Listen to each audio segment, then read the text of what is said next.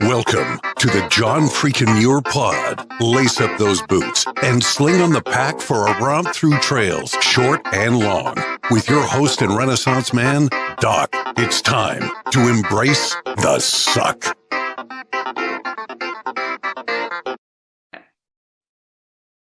Welcome back to another week on the Trail, Dirtbags, and Hiker Trash. I'm Doc, and this is the John freaking Muir Pod. Let's start off with a reminder. If you are enjoying the podcast, take just a minute, help us out, leave us a review on Apple Podcasts. And if you're not enjoying the pod, well, just go ahead and keep that to yourself. All right, let's get to this week's guest, a long-distance walker who also happens to be a very talented photographer and metalsmith. Welcome to the John freaking Muir Pod, Kate Reeser. How's it going, Kate? It's going pretty good. How are you? Did I get that last name correct? Reeser. Reeser. Got it. Yeah. All right. Like Reese cup. Reese cup with an R on it. Okay. Yeah. Now, as we were talking this morning, I'm on the West Coast. Where are you calling in from? I'm in Cincinnati. Cincinnati, Ohio. Big win for the Bengals the other night. Yeah, that was. I'm not like a big sports person, but it was pretty cool to see them go to the Super Bowl.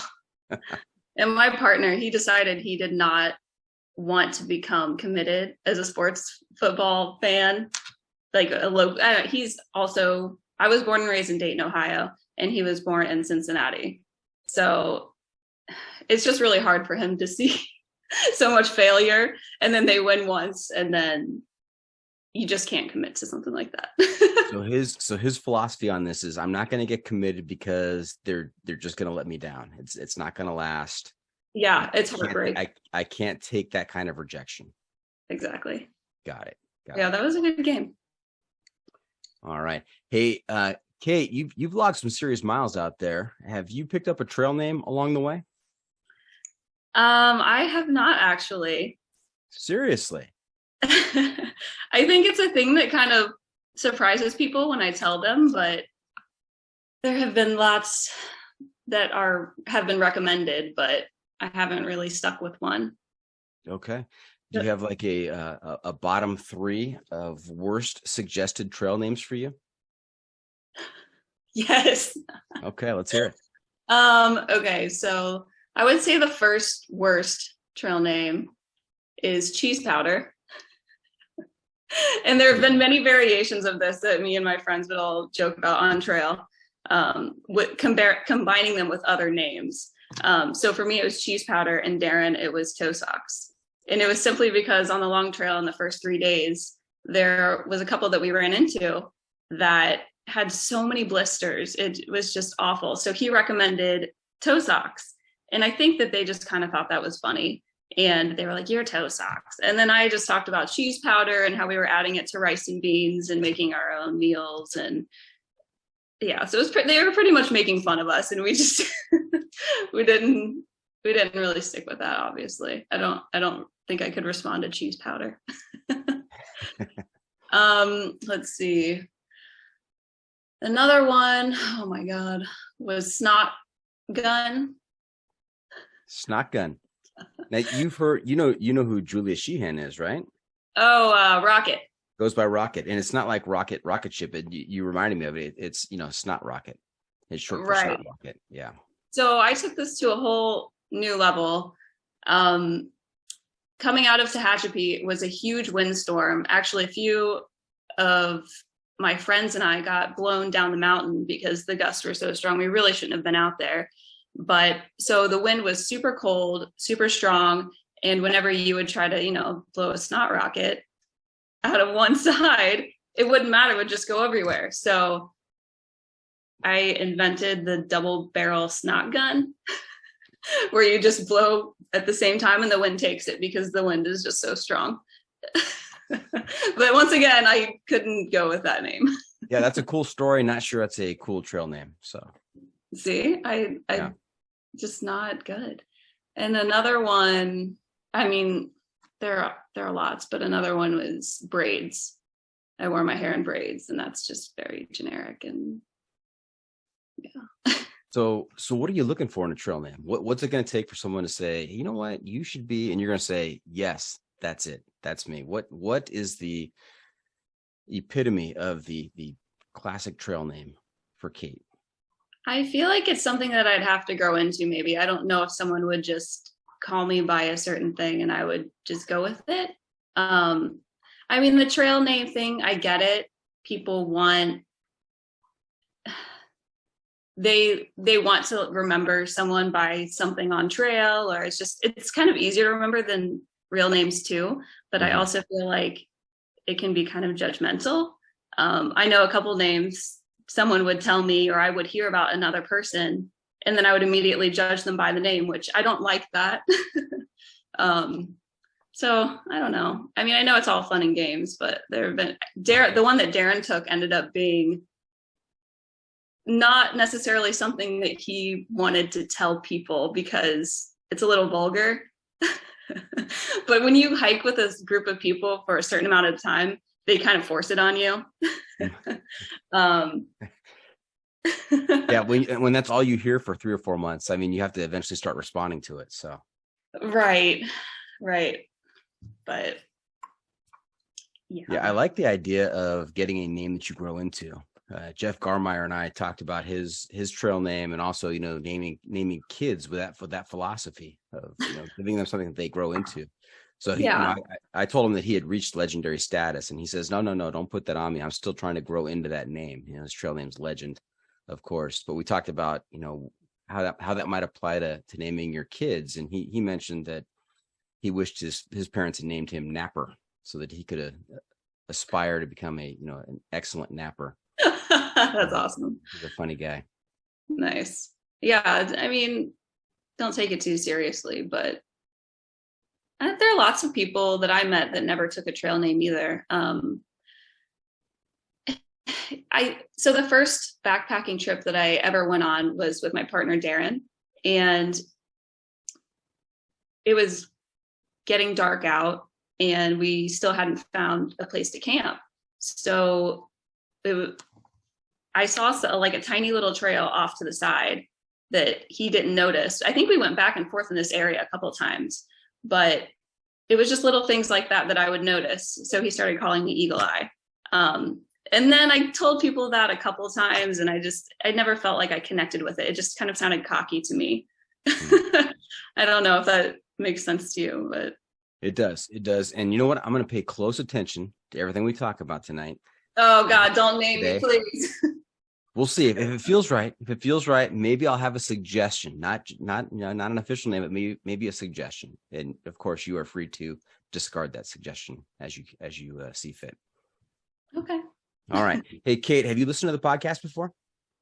I listened to a few episodes. Twerk and Jeff Garmeyer. I listened to a little bit of those. Yeah. Okay. So you're familiar with the format. You know that we have a segment towards the end of the episode that is called the Pro Tip Insight of the Week. That's where I will turn to you and ask you to share some trail wisdom with our listeners to make their next outdoor experience even better. Of course, you are expected to drop trail wisdom throughout the episode, but you will be on the hook for this one at the end. All right. Sounds good. Okay. Don't use your best stuff early. Otherwise, you're not going to have anything left. So be careful. All right. The Must Bring Gear Review. Kate, another feature we've been doing this season is the Must Bring Gear Review, sponsored by the ultralight backpacking gear company 6 Moon Designs. And here's how it works.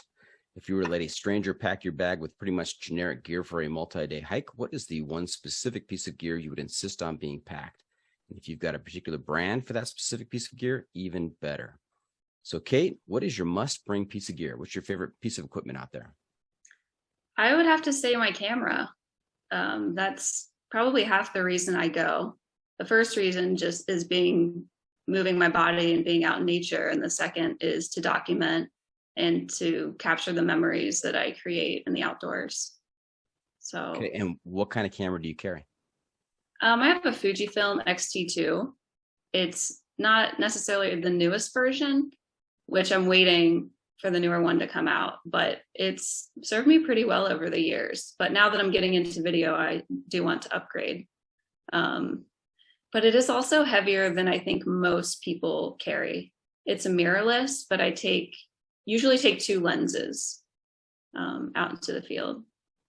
Okay. And do you have like an attachment on your on one of your straps that you mount it to, or do you keep it in the pack? I mean, how do you make sure you're catching the moment when it happens?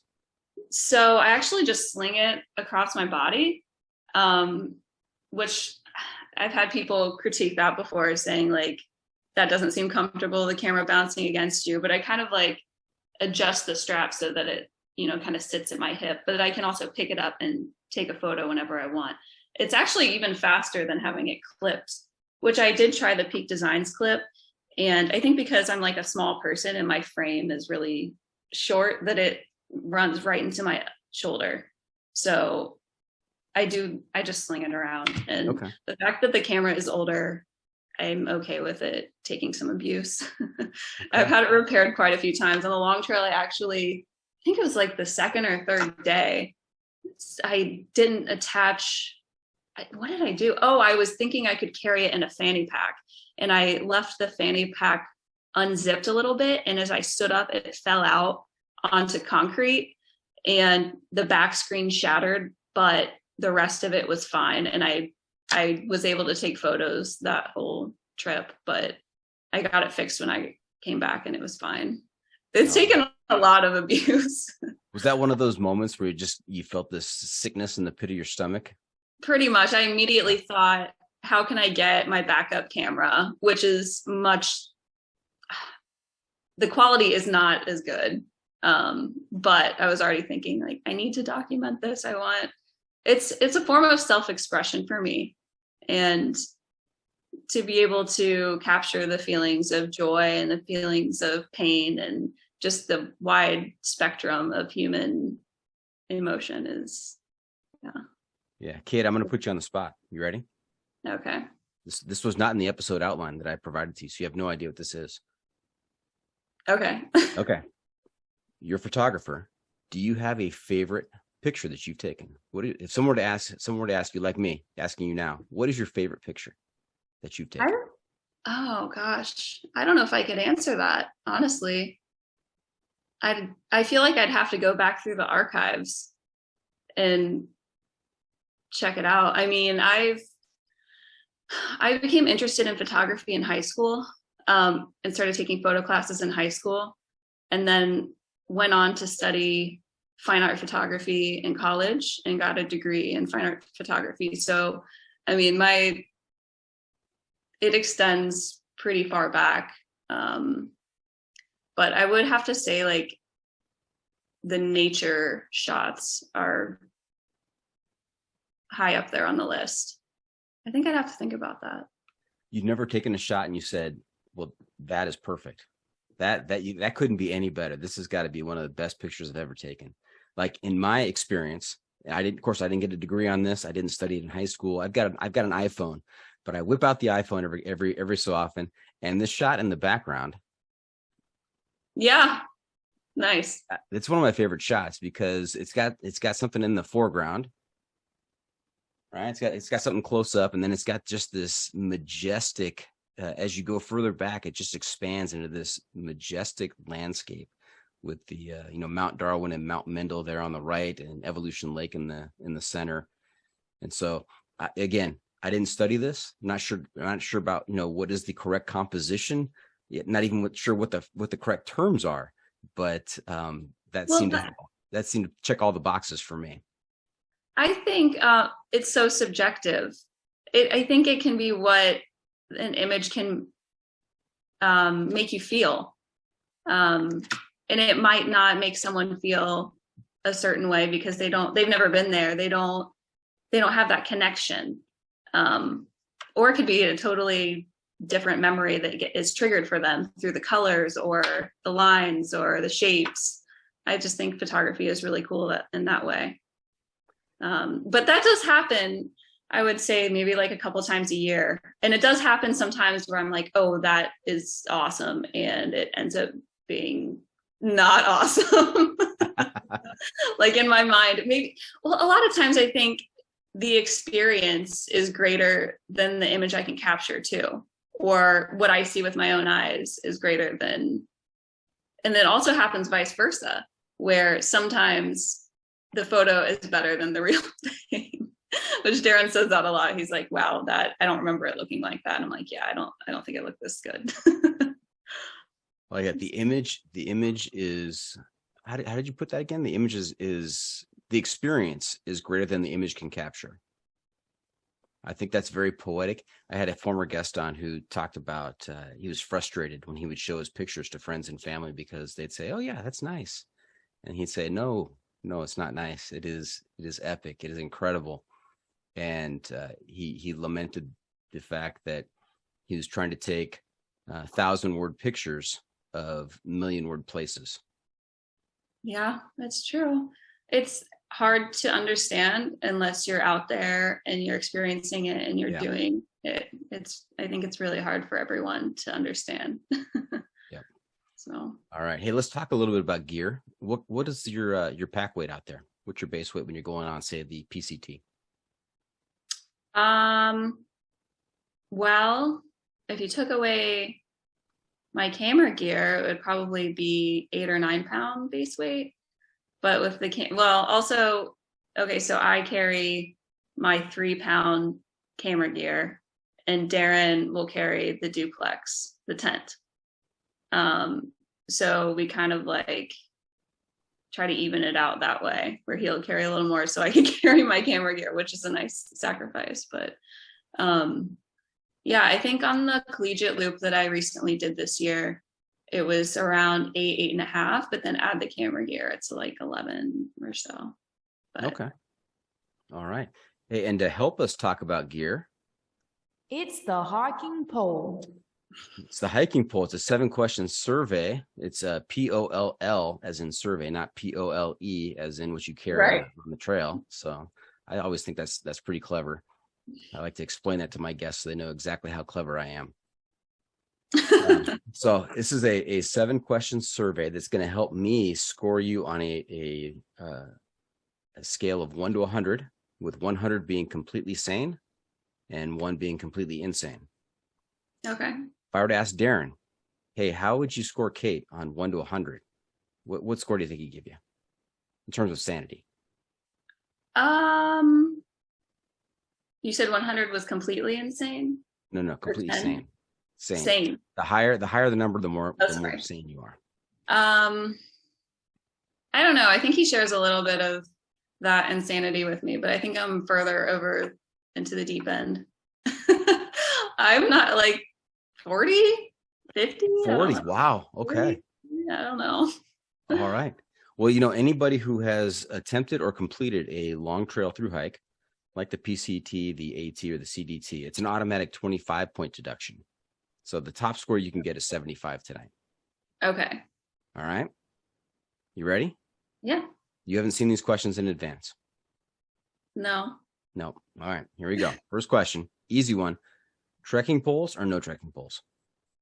1 trekking pole.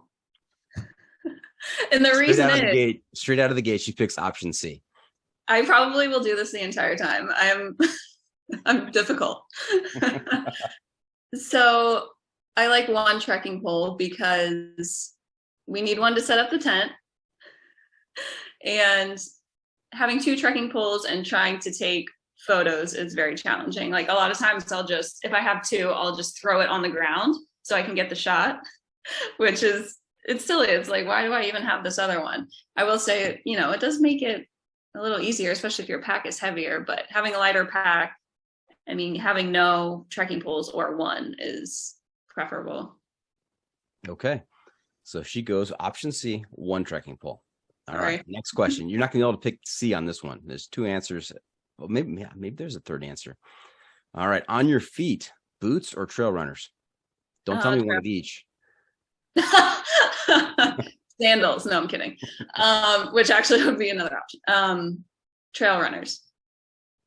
Runners. Did you start out when you first got into hiking? Did you start out with boots like most people do? When I first got into hiking, yes. When I first got into thru hiking, no. I think I did enough research by the time I started thru hiking that I went for trail runners, although I did not go for the right ones. I had totally destroyed my feet by the end of my first thru hike, and I had to go back to the trail runners that I initially war. But yeah, that was terrible. And I Okay, still deal with problems. What are the right trail runners? What do you use now? Well, the right ones for me are the La Sportiva Bushidos, which it's not a super popular shoe at all, which is kind of cool. Whenever I see them, I get really excited. And that the person I talk to that is wearing them is always like, oh, they're awesome. Like, this is my 8th pair. I'm like, yeah, do not count how many I have. So I really like those. But the ones that I tried before that people seem to love are Hoka's. I can't remember exact Torrent. Hoka Torrent is what I tried. I just like to be closer to the ground, and those are like, stacked a little bit. And I think my foot was trying to overcompensate for like all the cushion, and it was so painful. That was on the John Muir Trail. And it actually, I hadn't done a long hike like that before, so I didn't know if I was supposed to be feeling this kind of pain or not, but it was almost like glass in my feet. Like, it was worse in the morning, but I learned that it was plantar fasciitis, and I had to go through physical therapy to heal that. And I still struggle with it sometimes if I overdo it, and it's like only in one foot now, which is really weird because I did try new shoes again in Washington, and they were, now that I think of it, they were kind of similar to that amount of cushion. They were the Topo Ultra Venture or Topo. It was some sort of Topo shoe. And yeah, I had to take 3 days off to heal my feet at that point, and then I just kind of like struggled through the rest of Washington back in my old shoes. Ouch. Kate, how tall are you? 5'5". 5'5". So the Hokas, they try and give you the 5'7" experience. Oh yeah. A little bit extra height there, so you see the world from a perspective. It's a lot of like, it felt unstable to me. Like, I like to be closer to the ground. That makes sense. All right, question 3. I already know the answer to because you already mentioned it, but I'm going to ask it anyway. It comes to shelter. Are you tent, tarp, or hammock? Tent. Yeah. Like I said, tent. I'm hoping that something new will come out, that we'll want to try, but I've also wanted to try the tarp, but we've used the duplex for quite a while. Before that, on the long trail, we used, I think, the Nemo Dagger, I think it was. Okay. Now, are you or Darren, either of you, partial to cowboy camping when the conditions are right? Yeah. I think the last time I camped that I can remember, I tried cowboy camping. There were spiders crawling all over me, and I woke up with spider bites. So that was in Kentucky. I haven't done it since. But I did cowboy camp a couple of times on the PCT. We actually were hiking with some people that convinced us to, and it was really nice. But there is something about it at times that can make me feel like a little too exposed. If the area feels a little eerie or strange, but I don't know. I know a lot of people talk about feeling like so comfortable, and it's just like you can look up at the stars, which is awesome too. But I do like the tent for privacy too. But there was another time we cowboy camped. I think it was one of the last times on the PCT. And I think the tent would have been better in this situation, even though it was up on a ridge. It was just so smoky. And I feel like maybe the tent would have kept a little bit of the smoke out. Yeah, I had a hard time sleeping that night too. And you mentioned places feeling eerie or strange. Do you frequently get that feeling out there?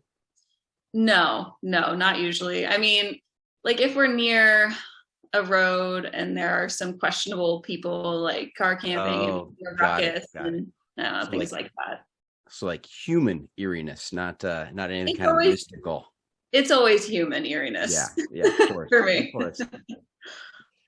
Yeah, I talked to a guy recently who he swore by cowboy camping, and he made a girlfriend on the trail, and she was tent, and he's like, "Oh, you got to try cowboy camping," and he was bound and determined to convert her until he woke up in the middle of the night with a scorpion on his face. So he then converted to being tent. Yes. Yeah. Yes. That'll do it. there are other reasons, like if there's a big windstorm or a rainstorm, like you want to shelter, you want something to like protect you, whether it be a tarp or a tent. And then there's the whole mosquito thing. It's like, how far can you take it? You can still, get into a bivvy. You can wear a mosquito head net, which actually I hiked with some people that cowboy camped and just wore a mosquito head net when they were horrendous. But I much preferred to be in my tent to have a little extra space. Well, us guys, I mean, we'll pick a position and we will say that's the best, and we will stick with it no matter how much adversity we face with it, or how wrong inside we know we are. But we don't want to back down. This is the way to do it, and we're gonna do it no matter what. Yeah, I guess so. I mean, I think once you start carrying less, it's hard to want to carry more. So that's probably a struggle too. Yeah, that makes sense. All right. How about question 4, sleeping system, sleeping bag or quilt? I like the quilt. I wouldn't say I love a quilt, but it's better than a sleeping bag. I feel like in a sleeping bag, I toss and turn a lot. So a lot of times the hood would like roll over my face and it just feels more constricting. So I like the feeling of freedom with the quilt a little bit more. Okay. Yeah. Possible trail name, Tosser. No, that's not it. No, not that's awful. Tossing and turning. Okay. Question 5, important question. This is a huge point deduction depending on how you answer. So here we go. When it comes to food, are you stove, cold soak, or stoveless? Honestly, it depends on the situation. So when I started, I mostly did the PCT. I mostly just went stoveless. And I think it just it changed throughout. I don't stick to one thing. Because when we got to Washington, we actually did get rid of we got the stove in the Sierra, got rid of it again in Tahoe, and then picked it up again in Washington because we wanted the warm meal again. And I could eat cold oats for breakfast, cold soaking, all the time, but so it is a variety. Do I need to choose one? This is the par for the Kate course here. I think I might have to go back to stove, honestly. I went really far into no stove and cold soak. And honestly, the stove is just really nice. Yeah. Cold soak is really disappointing, especially when you're hiking with people who have stoves. And so you're eating your cold mush in camp and everybody else is eating a nice warm meal. Yeah, it's true. But in Oregon, it was super hot and we did not miss not having a stove. Okay. Well, you kind of navigated that without the hugest point deduction. Question 6, is life better above or below the tree line? Oh, I like above the tree line for sure. There's more drama there in terms of landscape and you're just exposed, and I really like the whole sweeping view type of thing. My partner is the total opposite. He loves the trees and he loves the forest. I mean, he likes a little bit of it, but he's like, why all the granite? I like some trees in there too. And I'm like, no, I could just do straight granite. I don't know, something about it is just, I think maybe it's a little more challenging too with the terrain, which I find interesting. Yeah, I think that life is definitely better above the tree line. So totally agree with you. Yeah. All right. Question 7. Do you pack for weight or comfort?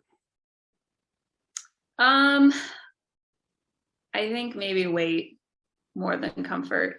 There are a few things that I bring that I've gone back and forth with, being lighter versus being comfortable. And one of them is a sleeping pad.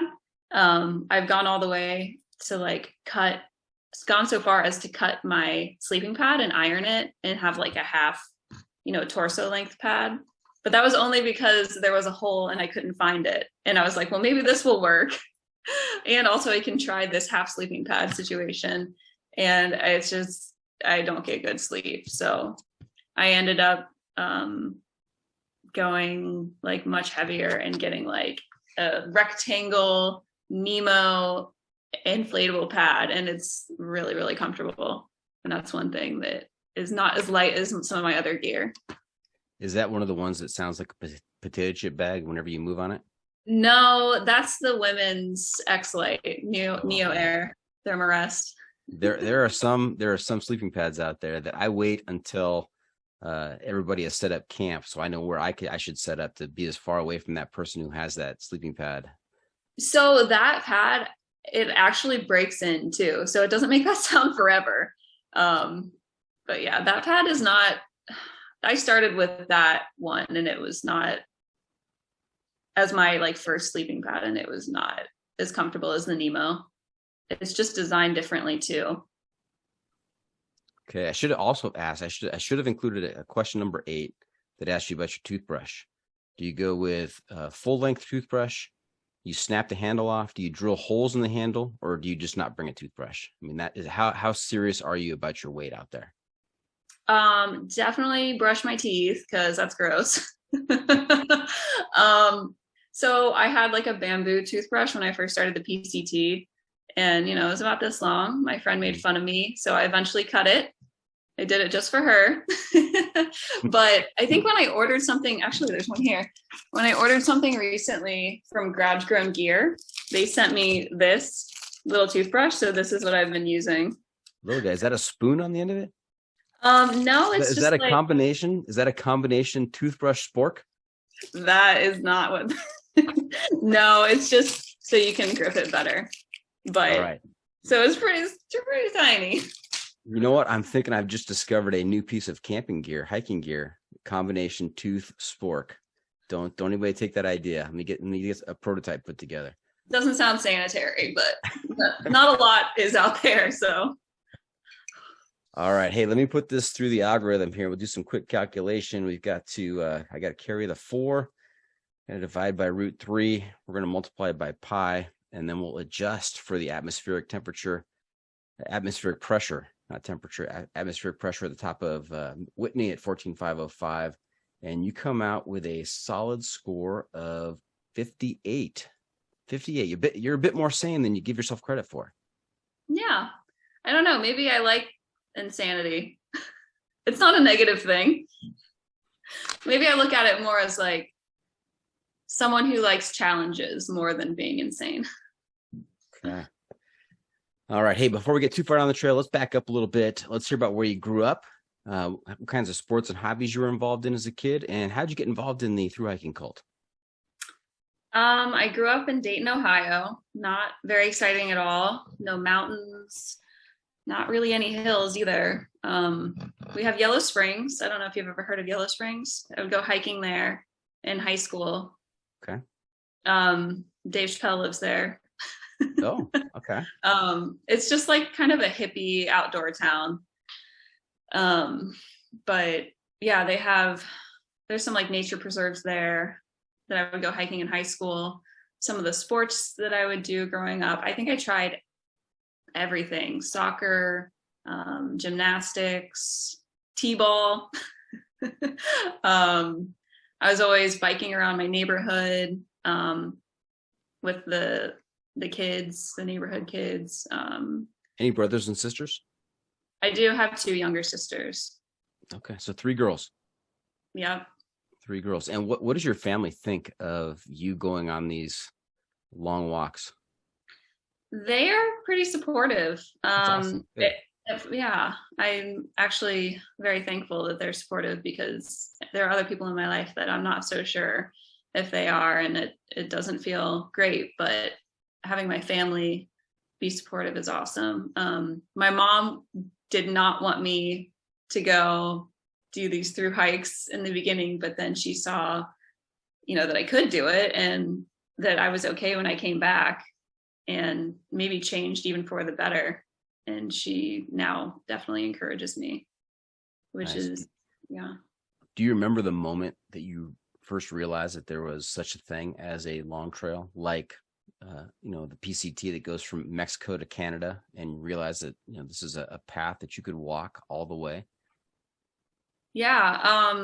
So I was doing jewelry shows, traveling to San Francisco, Chicago, Nashville, just all over the US, like selling my art. And Darren and I went out to San Francisco and ended up booking an Airbnb to stay in for a few nights in Tahoe. And we went hiking around there. It was the first time I had ever seen mountains. And I was just in awe that people lived in a place like that. So we went on the 5 Lakes hike, and it connects to the PCT, and we kept hiking a little bit, and I saw a PCT sign, and I think that it just got planted inside of my brain, and I just could not let it go.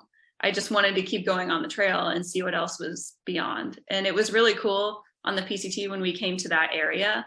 They had kind of, it used to connect to the 5 Lakes Trail, but then they rerouted it and it went like beside it. So we didn't actually go up to the trail, but hopefully we'll go back there one day to where it all started.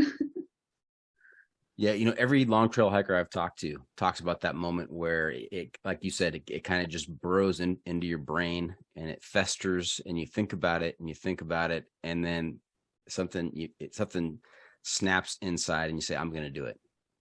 Right. I mean, that was like, what was it, 7 years ago? It was 2014.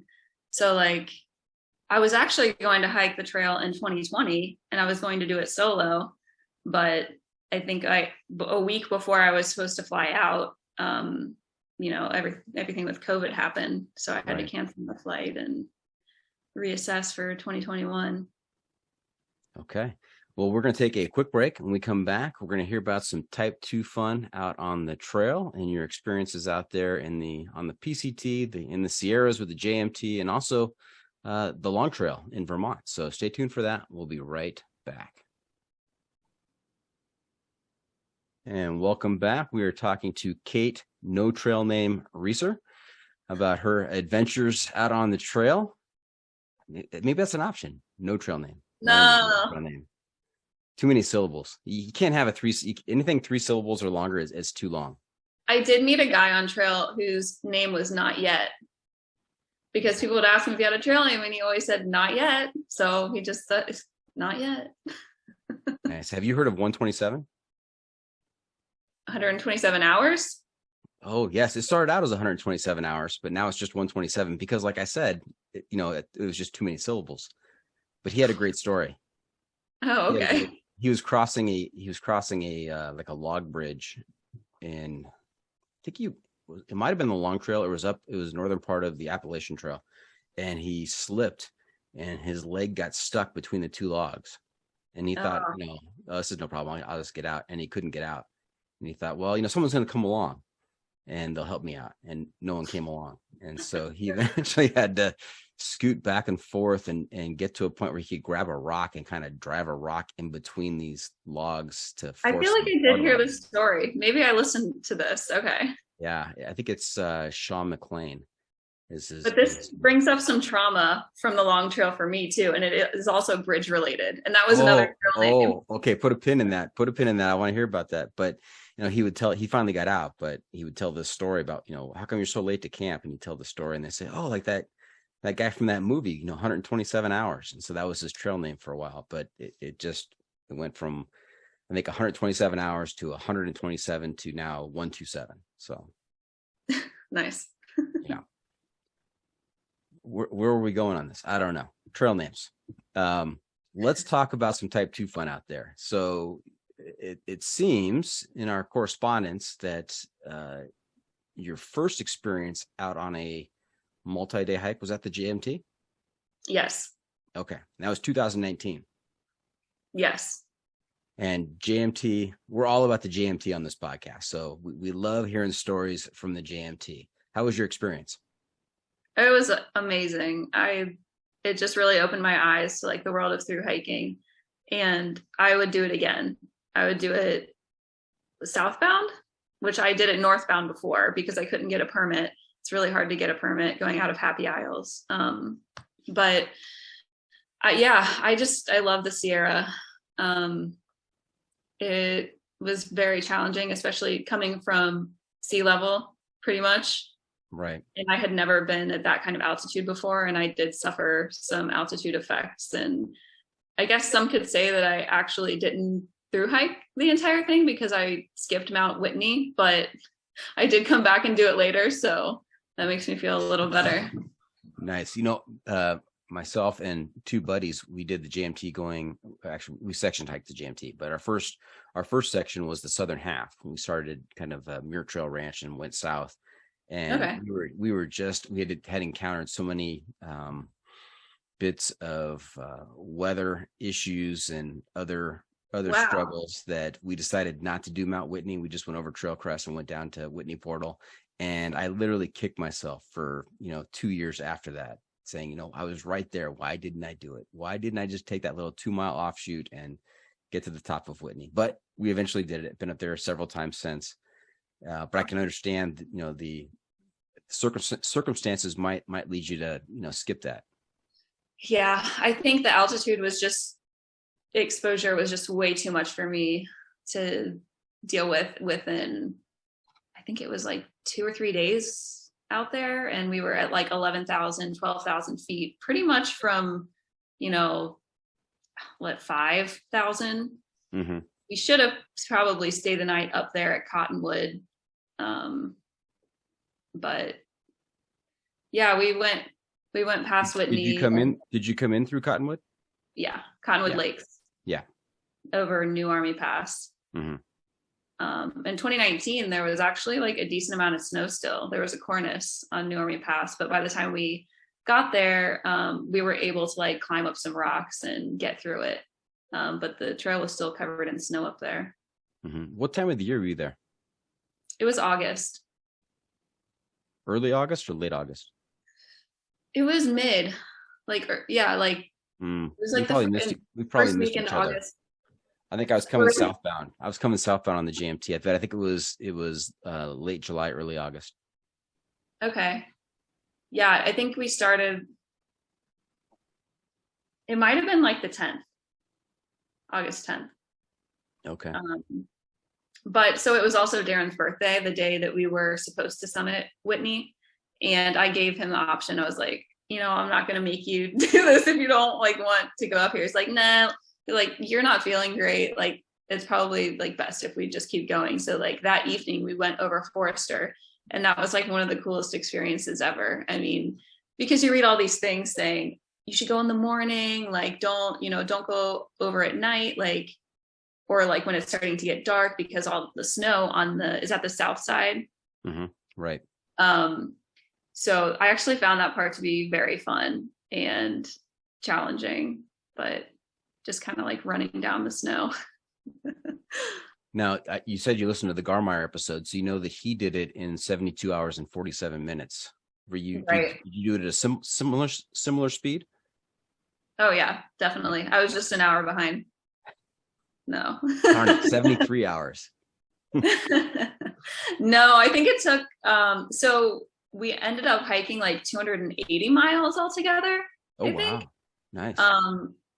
Yeah, 270, 280 after I calculated it, but it took us 3 weeks. It was the first time I'd ever been out there, and yeah, we definitely took it slow at first, and then I kind of got I got the excitement, I don't know, about going faster and seeing more. I'm not the type of person who want to hang out at camp. I get bored pretty quickly. So how did you turn a 211-mile hike into a 280-mile hike? Well, starting at Cottonwood Lakes, and then we did take some side trails, and then we also took the side trails to go off to VVR, and what else did we do? We explored Clouds Rest. Mm-hmm. Yeah, so we did some side trails too. Okay. Now, any type 2 fun out there? And for our listeners out there who may be tuning in for the first time and don't know what type 2 fun is, how would you define type 2 fun, Kate? Well, I guess what people say is it's fun after the fact. It's not fun in the moment. but when you think about it later, you would do it again. Yeah, you're not having fun in the moment, but you have fun talking about it and sharing the experience. Right. Any of those moments? On the John Muir Trail, it's a little more fuzzy for me, but I mean, yeah, I guess nothing super stands out for the JMT. It actually seems easier now than some of the other trails that I've done, which is weird because it's not easy terrain. No. Okay. I How mean, about any favorite moments out there that really stand out? I mean, every sunrise and sunset was just amazing to be there for. You start to take it for granted a little bit when you're out there, and you're like, wow, that was a really special time. Mm-hmm. And just seeing things in pictures versus reality is a whole new experience. Okay. We're going to finish the sentence at the same time. We'll see if our answers match. Are you ready? Okay. So the sentence is, the most beautiful place on the John Muir Trail is. Okay. I'm going to count to 3, and we're both going to say it at the same time, and it's going to match. Are you ready? Okay. All right. Okay. So the most beautiful place on the John Muir Trail is 1, Ray Lakes. 2. Oh, yeah. Oh, I had to count. Let's try it again. I got excited. 1, 2, 3. Ray Lakes. Yes. You heard me say it. The listeners are going to say, "Oh, that was planned," but no. That's what I was going to say. But it didn't go quite right. So there you go. Let's. I wanted to say Kearsarge. Kearsarge, but it's not on the John Muir Trail. You're partial to Kearsarge. I do like Kearsarge. I mean, it's all like in the same area. Yeah, that area is amazing, and I've been there 3 times now because I can't stay away. But yeah, it is beautiful. There is a little spot below Glen Pass. So if you're going southbound, it's before Glen Pass. It's in between that last Ray Lake and Glen Pass, and there's a little hidden campsite up there, kind of obscured by some bushes and trees. It's about maybe 20 feet off the trail. That is just epic. Nice. Don't tell people. No, that's right. It's a secret. Didn't hear it here. Okay. Have you been to 60 Lake Basin? Yes. I have not been to 60 Lake Basin, but it's near there. Yeah. Yeah, that's something that we did this summer, and how was it? It was amazing. There was no one. We didn't see anyone the entire time we were in there, and we were just exploring all the little lakes, and it was super cool. But when we came out, in between that, where it hits the PCT, which is actually like right before Ray Lakes, there's like a little offshoot to the left. From there up until Glen Pass, I counted I want to say 50 people, and I didn't see any people in the 60 Lake area, which that was crazy to me. And I really liked being able to get off the highway. So if someone were going to plan to do a 60 Lake adventure, would they come in over Kearsarge and go north, come over Glen, and then go down into the 60 Lake Basin? Is that how they would do it? Okay. Yeah.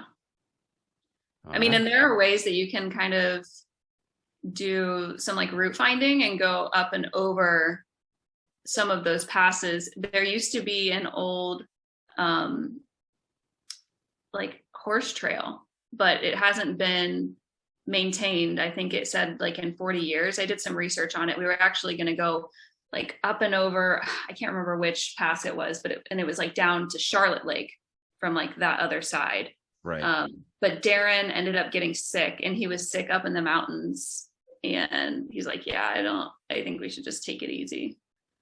So we didn't end up doing that, but that's something that I want to try. Do a little more Kate, have you heard of the Theodore Solomon's Trail? No. So if you're interested in wayfinding, this was a trail that was developed to be an alternative to the John Muir Trail, because the John Muir Trail was becoming so heavily trafficked. So the creator of this built this trail that roughly parallels the John Muir Trail. But I think I'm going to get this wrong. It's 20 miles to the east or west of the John Muir Trail, and so, but it's not in good condition. There's a lot of wayfinding. I've talked to a couple of guys who've done it and have just been in the thick of it. Not sure if they're going to come out of it alive or not. But if you're looking for a challenge, maybe some good pictures on that trail, Theodore Solomon's Trail in the Sierras. What about the High Sierra route? That's another one. Okay. Yep. Okay. Yeah, that one has definitely interested me, but I'd want a little more experience and education maybe in route finding. Yep. All right. Hey, let's go to 2020 and the Long Trail. And I understand there's a bridge story here. Oh, there is.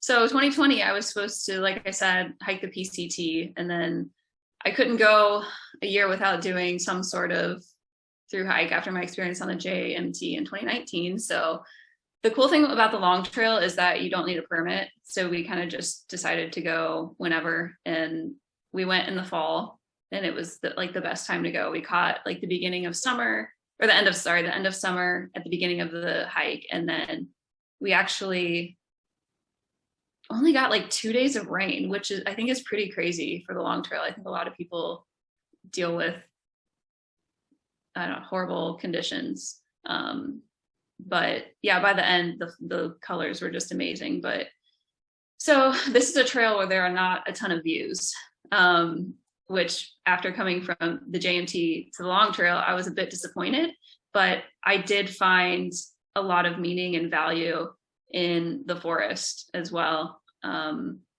Just focusing on like the details and the little things more than like the bigger picture. But there was one point, I think it was like morning 3 or 4. I hadn't had my caffeine yet. I was still sleepy, and I was a bit distracted by the sun coming up and sparkling on the water, and like we were crossing over a bridge on a little stream, and it was one of those bridges that's like, this big, like a log, right. And it had a railing on the left side, but not the right. And I mean, this is just totally my fault, but somehow I was not paying attention, and my foot missed the bridge, and I fell off of the bridge into the rocks below. And it was like 5 or 6 feet, which it could have been a lot worse. But I landed right on my knee, and somehow it was fine. I, wrapped my bandana around it to add some compression and used KT tape for the rest of the hike. But I don't know if you've ever had a knee injury, but it hurt for like 2 months. Just, not necessarily to use it, but just if it bumped anything, it was like the worst pain ever. Luckily, I don't really have any problems with it. But that was a little scary because I kind of just like laid there, like sprawled out on the rocks. My phone one way, like flew out one way, and my hat flew off, and it was just kind of embarrassing. And like later that night, I don't know, we like met with some people at one of the shelters, and like, your name can be Bridge. Yeah, no, I'm not going with Bridge. And Darren said FKT, from the bridge to the ground. So yeah, pretty silly, but record time. Have you heard of Little Skittle? Yeah. Rebecca Ann, I think is her Instagram. Oh, her fall was much more so it was pretty dramatic. And she like recorded. Did she record during it or like the after effects? I can't remember. Oh, there's pictures of the after effects. She broke her fall with her face. So I mean, it. Yeah, I was lucky that it was just the knee. So yeah. Okay. Any other hijinks from the Long Trail? Favorite moments? I mean, that trail it's kind of brutal. Straight up, straight down, very rocky, very rooty. But I really liked it. By the end, I thought, do I like this better than the John Muir Trail? It's just different. Also, the community was more, I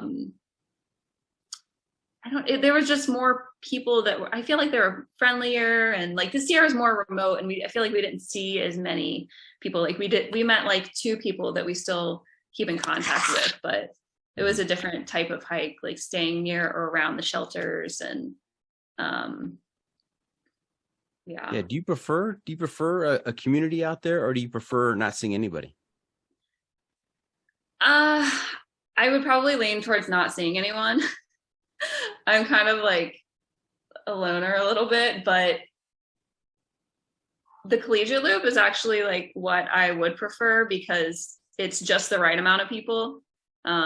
Maybe the CDT is like that too, which I'm also interested in. The PCT has gotten a little like party scene, and someone recently called it broy. Because I mean, I don't know. I think like a lot, like this year, someone said that a lot of younger people are doing the trail, and they don't really have like the respect that, people with age tend to have. I like that. That's a good adjective. It's broy. Yeah. Now I did the high Sierra Trail, the HST, okay. not the Sierra High Route, but the High Sierra Trail, which goes east to west across the Sierras. Right. And the first 4 days, we didn't see anybody out there. I mean, it was. How did you feel about that?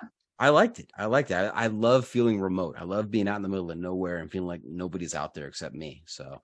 Yeah, same. Yeah. Well, and then the other thing about having a lot of people around is sometimes, like in Washington, we would have a hard time finding campsites. All the campsites would be taken. So we would have to like squeeze into some awkward or weird, terrible campsite. Yeah, I've had to do that a couple of times in the Sierras, like on the John Muir Trail. Yeah.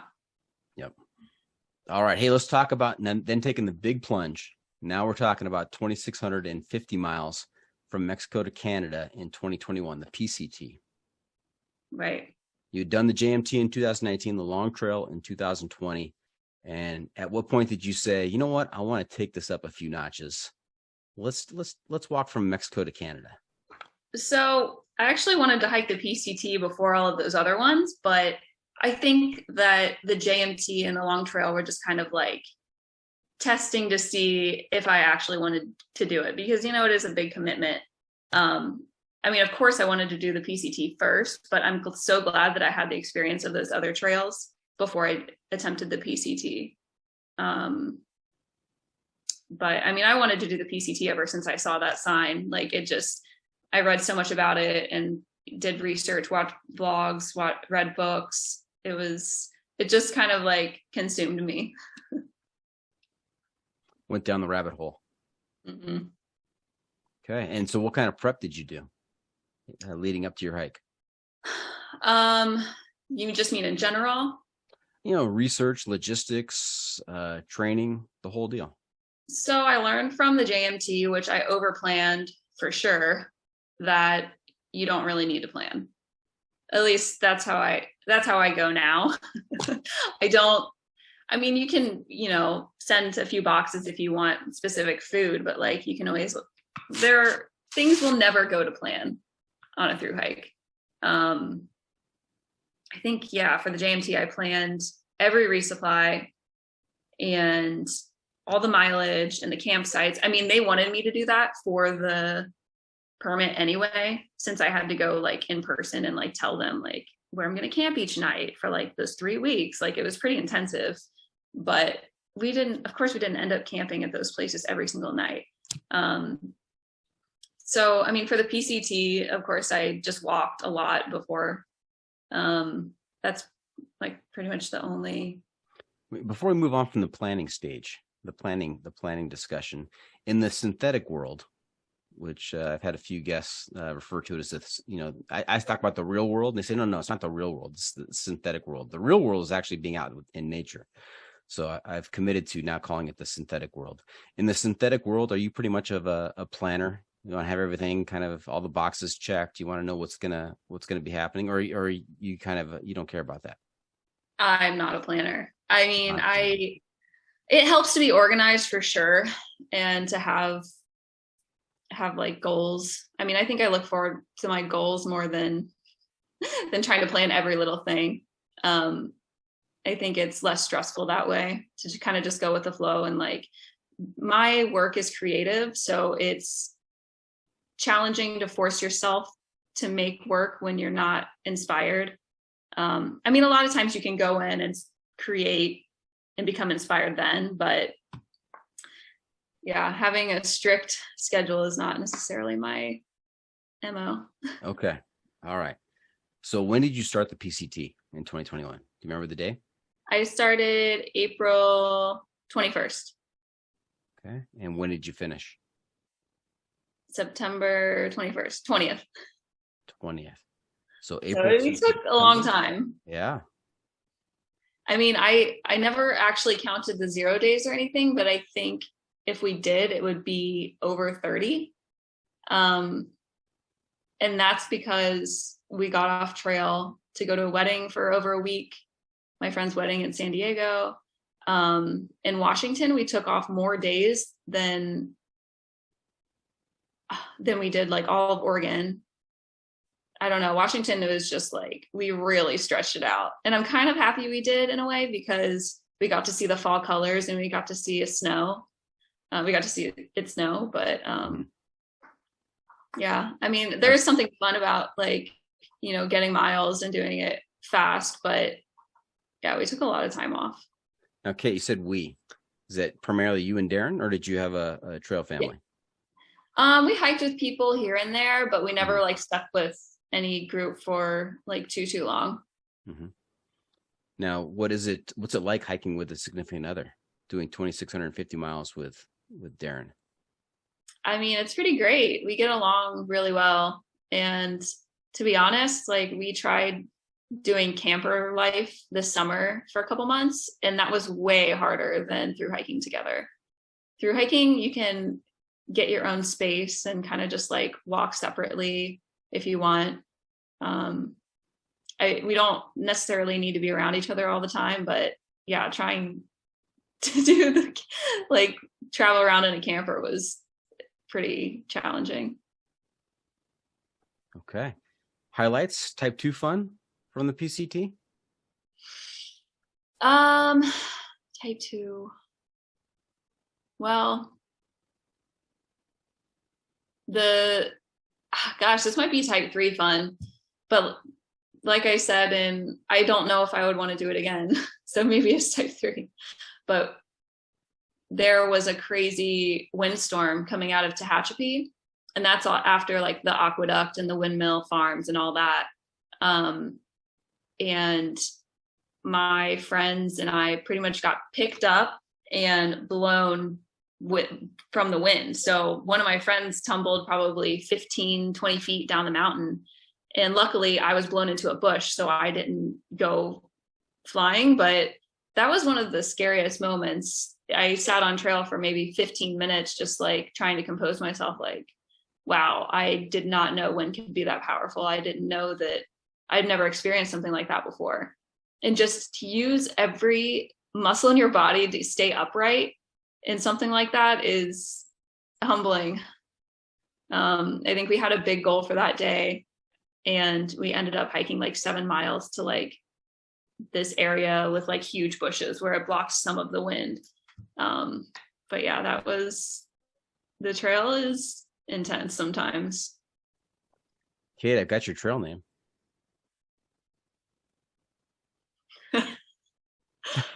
I don't know if I want to hear it. Awkward silence. It's just one letter difference different than your real name. Instead of Kate, you could have been Kite. Oh yeah. And then if you don't want to, I mean, yeah. I mean, I like that better than a lot of other names. Kite. Yeah. And it could just be a weird pronunciation of your name. Yeah. Someone from off in Europe or something. Kite. Kite. How you doing? Yeah. Okay. Yeah, I like that. All right. Now, what happened in 2022? What happened this past summer? Were you out and about? So we bought a camper to put on the back of Darren's truck, and we traveled around for 2 months. We mostly stayed in California. We were in the Sierra doing backpacking trips. We hung out in Mammoth quite a while. Well, we hung out like near Kearsarge Pass and like did some trips there. We did trips in and out of Mammoth. We went to Lake Tahoe and stayed with some friends. And then we went to San Francisco. We just did a lot of hiking, and we had planned to do the Colorado Trail, but it just didn't work out.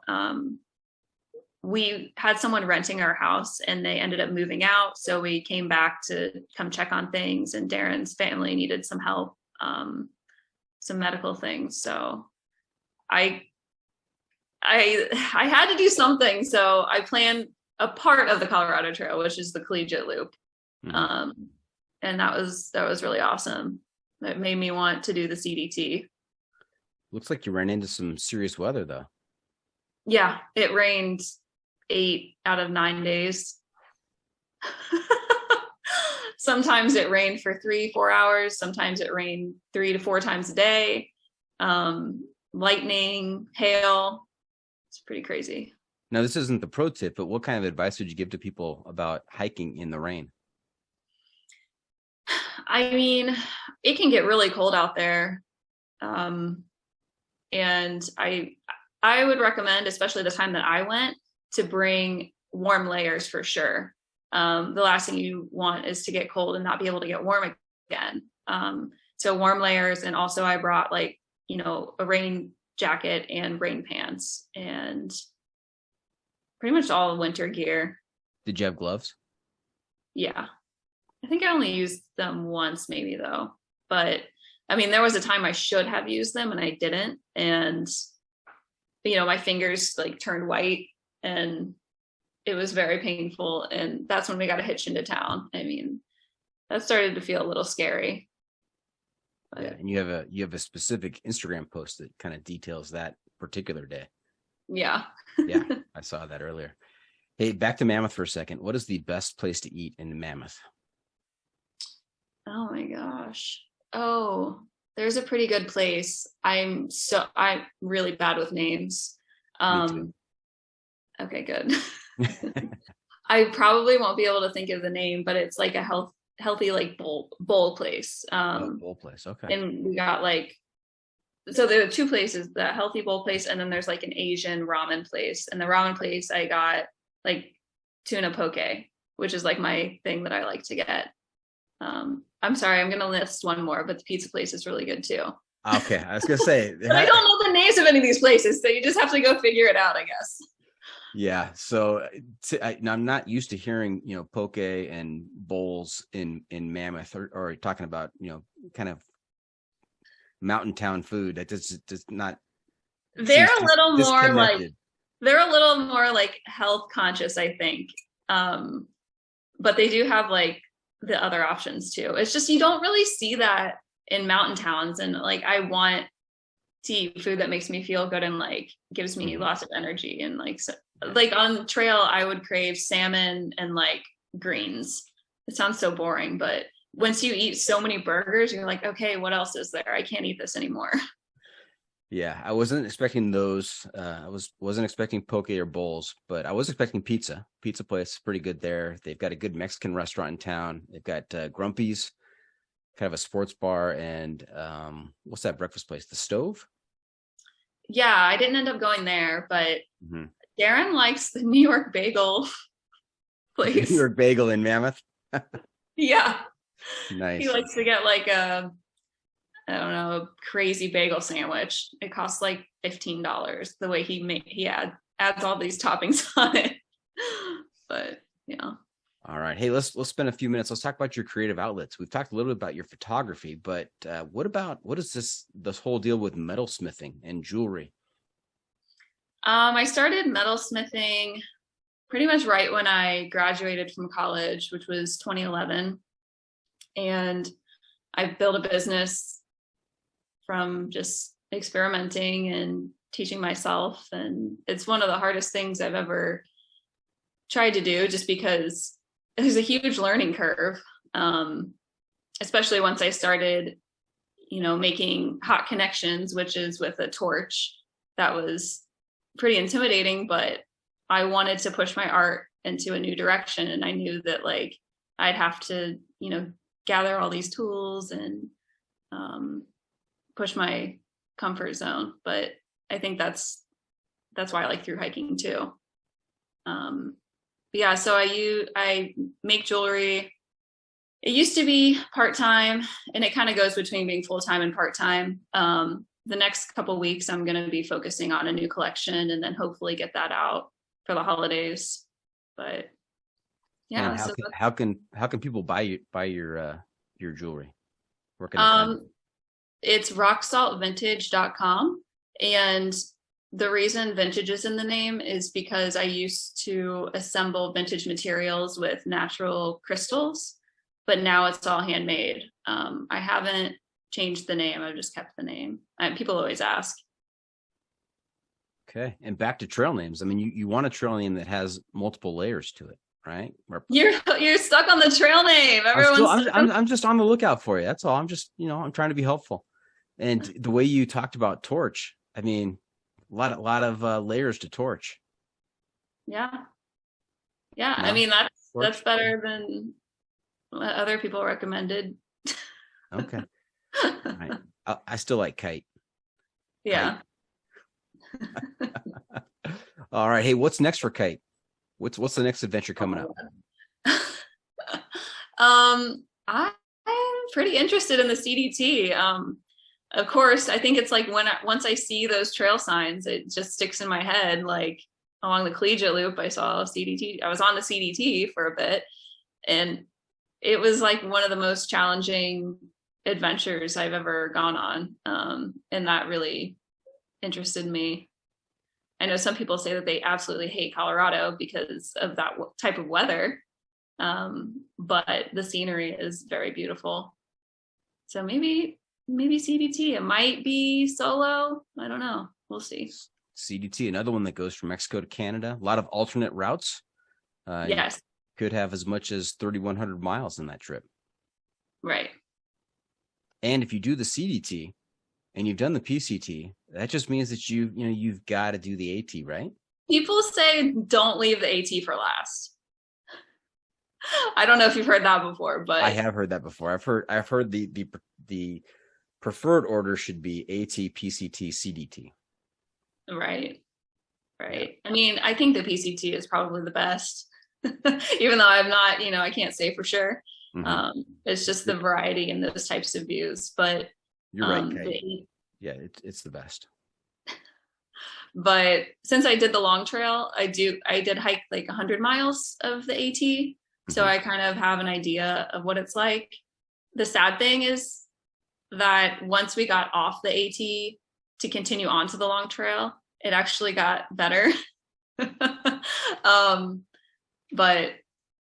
I mean, I think I would kind of know like what I was getting into if I did the AT. Was the AT too broy? For me to consider it?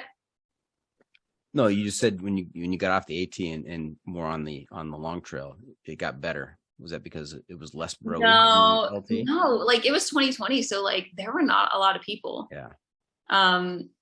My friend who I met on the long trail said that, he was like, this shelter that we're at right now, it would be packed. Like there were probably 8 people. And he said, no, there would be like 20 plus people at this shelter. And I was like, that's not what I'm looking for.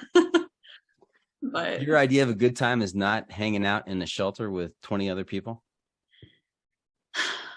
I mean, I can be social. I don't know. I kind of just try to get away from that, like in everyday life.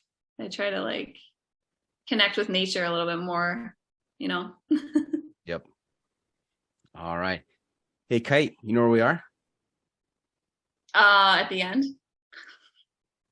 The pro tip insight of the week. Yes, half calf. We're at the pro tip insight of the week, where Kate or Kite gets to share a bit of trail wisdom with our listeners to make their next outdoor experience even better. What advice do you have for us? I'm going to elaborate on something I did say once, and I tried not to say it, but I did. It's respect. It's about respect for the people that are hiking the trail around you. It's respect for Mother Nature and respect for yourself while you're doing these hikes. I think a lot of people that I met on the PCT, we're not taking those things into consideration. And I think that really like disappointed me and made me really sad. Just like the way that people treated the land. And I mean, once I got into Washington, I can't tell you how many like times I saw like piles of poop just sitting on top of the ground, toilet paper everywhere. We had to camp one time near a bush that was littered with wet wipes because there was nowhere else to camp. And it's just like people, I just urge you to respect these places because so we can enjoy them. And so other people don't walk up on something like that. And the other side of respect is, I don't know, I mean, just, be kind to the other people that are around you. Like we're all out there trying to enjoy nature. And if you're having a hard time, like maybe we can relate instead of, snapping at someone or being negative or just totally ignoring someone behind you that's like trying to pass you, or like it's not really a competition. We're just out there trying to enjoy the trail. Yep. Great points all the way around. So there you have it. That's it. This episode is just about in the books. Hope our listeners enjoyed our time with Kate. I want to thank her for joining us this week. Kate, how can our listeners keep up with you on social media, and where can they find updates on your latest adventures? I post updates on Kate the Wild on Instagram, and I also have a website where I occasionally post blogs about my gear or trips. And I think that's about it. Okay. And Rock Salt Vintage? Is there a website for that? Or is that a link in your Instagram? So I have an Instagram for that page, and I also rocksaltvintage.com is my website where you can shop. And I actually created a PCT necklace by hand that I sell. So that's like a nice thing to remember the trail by. Awesome. Remember to check out the pod on social media as well. We're on Facebook, YouTube, Instagram, Twitter, and TikTok. No TikTok, Kate? No, I'm too old. I'm not into like the trendy video stuff. Like I've tried to make reels and things, which I do like video, but I always like tend to go more serious than like, look at me. I don't know. Yeah. No TikTok. Yeah, I was pressured by my youngest daughter to start a TikTok for the pod, so that's why it's there. That's good. That's good. And if you have comments or clips you want to share, you can send it to me at johnfreakinmuir@gmail.com. The Adventure Media Recommendation. That's the youngest daughter, by the way. She sounds like she's English, but she was born and raised in Southern California. Really? Kate, I'm also looking to you to share a recommendation for a book, a movie, documentary, website, something that's going to help keep our listeners connected to the outdoor adventures. We're calling this our Adventure Media Recommendation. What do you have for us? So I actually just watched The Alpinist last night. Oh, yes. That was intense. Yes. Wow. I felt so inspired by him. I actually had seen, I mean, I don't want to ruin it for anyone that hasn't watched it. But I had seen some news about him in the past when the event happened, but, gosh, it was just so inspiring to see someone that young go for something that epic, like his entire life. Right. It was amazing. Yeah. Are you like me? I watch movies like that. I watch movies like, what was the Honnold movie? Free Solo. Yeah. Watch the Dawn Wall, and I think to myself, no, I need to get into climbing. I need that looks so cool. That's so badass. I got to do that. And then I think to myself, no, I'm not gonna. I can't do that. Okay, so my Darren just got us passes to our local climbing gym like a month ago for my birthday, and I really like it. It's just bouldering though. Like I'm not going to do anything like that. Like I'll stick to thru hiking. Right. What have we not asked you? All right. And before we wrap things up, I've got just one more segment for you called What Have I Not Asked You That You're Dying to Tell Us About? What did I miss? No, I don't. Well, I mean, my other adventures that I'm interested in, but are kind of on the back burner, I would say I wanted to do Tour de Mont Blanc for a long time. I went to Switzerland in 2018 and got to stay in a couple of huts and just have like a little bit of that experience. But that's one thing that I'd really love to do. Also Alaska and Patagonia. And it doesn't seem like there's enough time to do all the things. So. Yes. All right. Keep a list and check them off as you go.